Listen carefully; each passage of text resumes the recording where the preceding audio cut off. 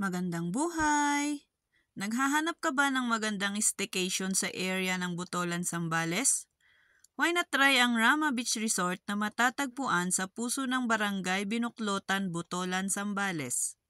Parking area pa lang ay kitang-kita na ang lawak ng space nito. Mula Baguio City to Butolan, Zambales ay aabutin ka ng more or less 5 hours to 6 hours ang biyahe papunta doon. Depende sa mga stopovers ninyo at sa mga maaabutang area na may traffic. Pagdating mo sa resort ay nakaabang na ang mga napaka-friendly at approachable na mga staffs nila. 9.5/10 ang rate ko sa kanila. Pagdating nyo sa reception area ay magre-register muna at i-orient kayo sa mga house rules nila. 2 p.m. ang check-in nila dito. Kung napaaga kayo ay may mga cottages naman na free at doon muna kayo mag-antay. Or if ready naman na yung cottage at gusto nang pumasok ay pwede namang mag-early check-in. Yun nga lang, may babayaran kayong additional 500 pesos.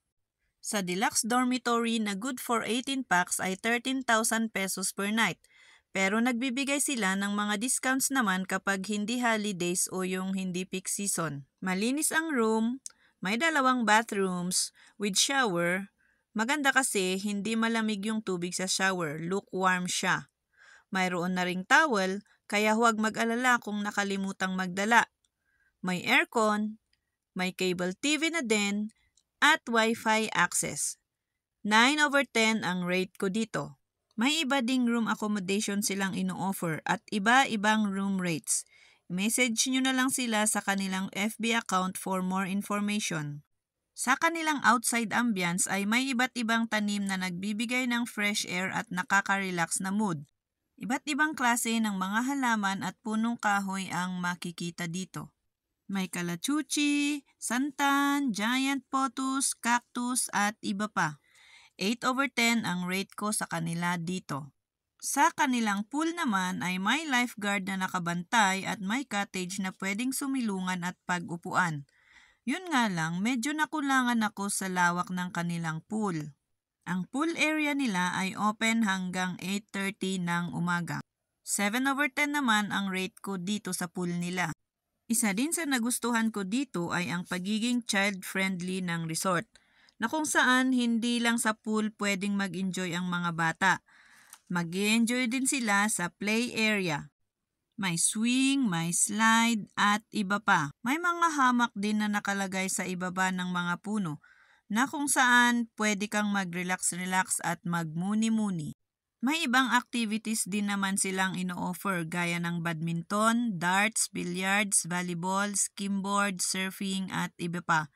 Pero syempre, may additional fees ang mga iyan. Bukod sa kanilang swimming pool ay pwede ka din maka-access sa kanilang beach side. Dito sa Rama Beach Resort ay nakapartner din sila sa DENR na kung saan ay inaalagaan at binabantayan nila ang mga itlog ng pawikan. Ang mga ibang pawikan nga ay pumupunta sa area nila upang mangitlog. At kapag napisa na ang mga ito ay sa kanila ito inire-release pabalik sa tubig at maswerte kung may naabutan na pwede na nilang i-release. Dahil open for public viewing ang pagpapakawalan nila sa mga maliliit na pawikan pabalik sa kanilang tirahan. 10/10 ang kanilang rating dito. Tuwing sasapit naman ang 8:00 ng gabi ay may fire dancing show. Ang grupong The Flames ang siyang nagpa-fire dance. 9.5/10 ang rate ko dito.